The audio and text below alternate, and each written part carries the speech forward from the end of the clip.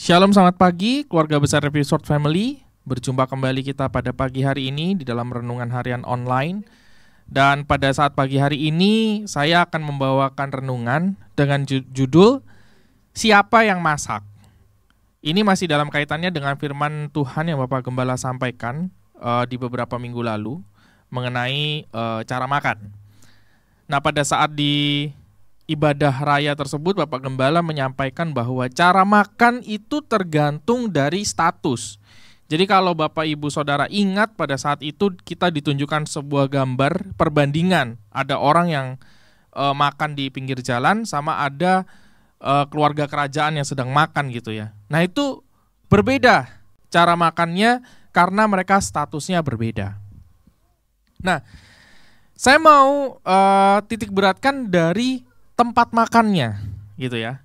Mungkin yang lebih relevan dengan kita dan dekat dengan kehidupan kita sehari-hari adalah dua perbandingan tempat makan ini ya. Yang pertama adalah warteg atau gerobak pinggir jalan. Yang kedua adalah restoran bintang 5. Nah, kita akan bandingkan dua tempat makan ini.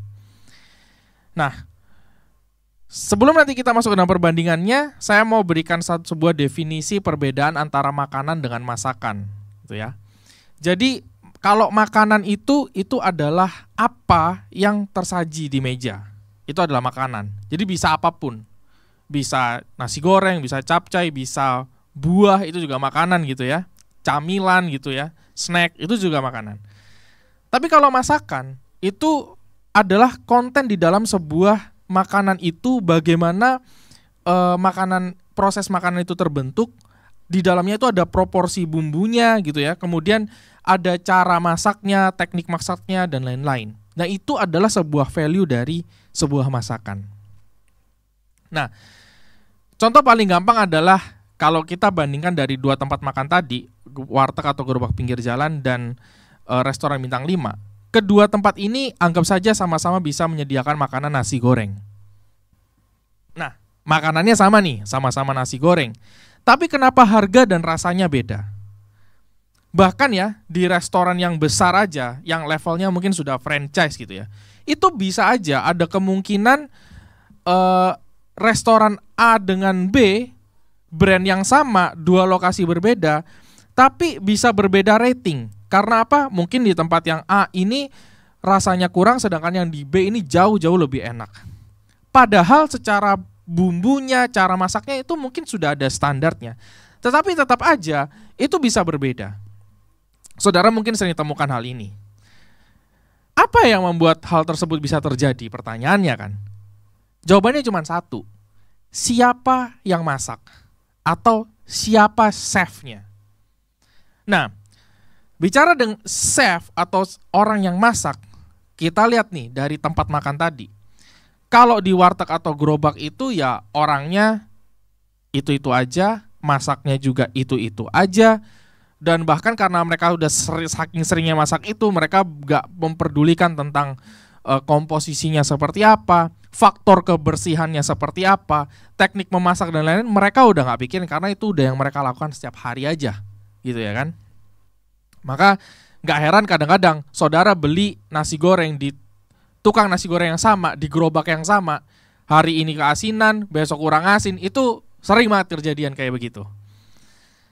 Nah, beda nih sama chef di restoran bintang 5. Mereka masak tentu nggak itu-itu aja. Mereka punya konsep, apa yang mereka akan sajikan untuk dinner malam ini, misalkan gitu ya, atau mungkin untuk breakfast di hotel ini, hari ini apa, besok apa gitu ya. Itu sudah dikonsep gitu. Komposisinya lebih teratur. Dan secara dapurnya, kitchennya gitu ya, mereka punya station-station yang harus selalu bersih karena mereka harus menjaga standar dari tempat mereka bekerja.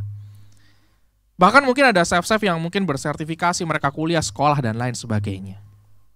Nah, kalau ditanya, saudara mau makan masakan yang mana? Secara normal, semua orang pasti akan menjawab, pasti mau makan masakan chef yang ada di restoran bintang 5 gitu ya. Tapi sebenarnya saudara, apa yang penting dari seorang chef atau orang yang masak?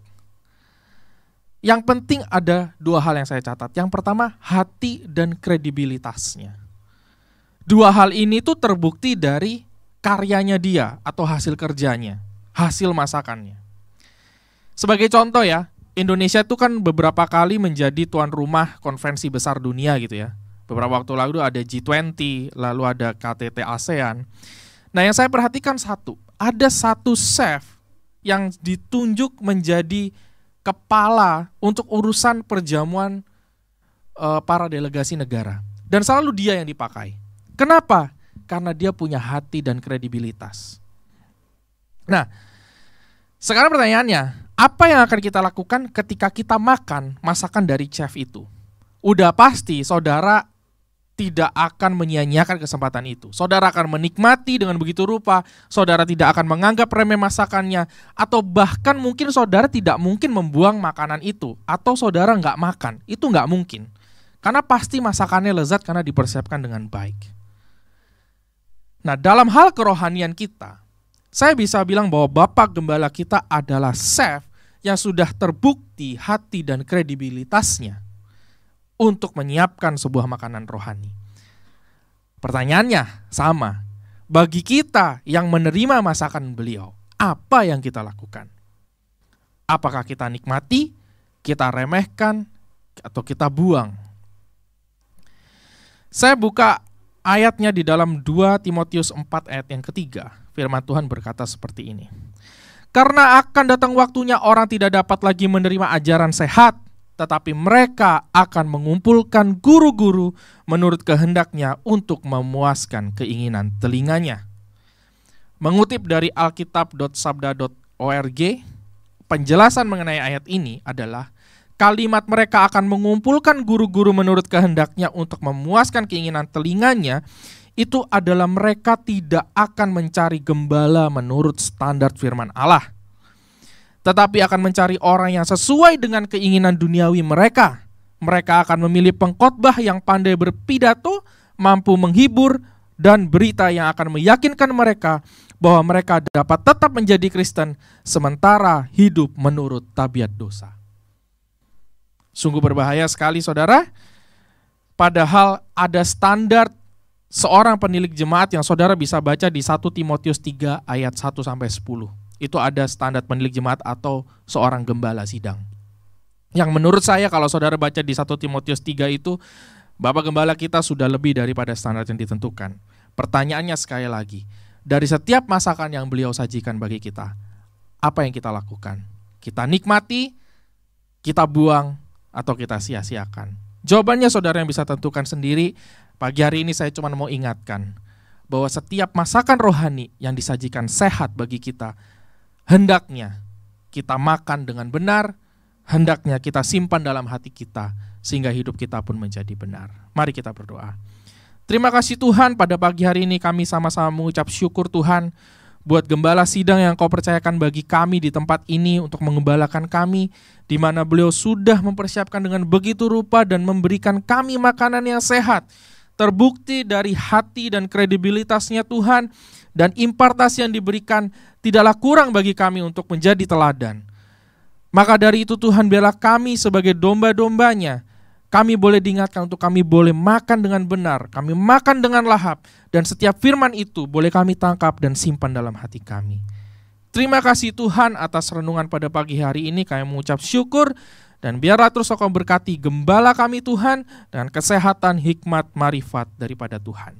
Dalam nama Yesus kami berdoa. Amin. Terima kasih, selamat pagi, dan Tuhan Yesus memberkati kita semua.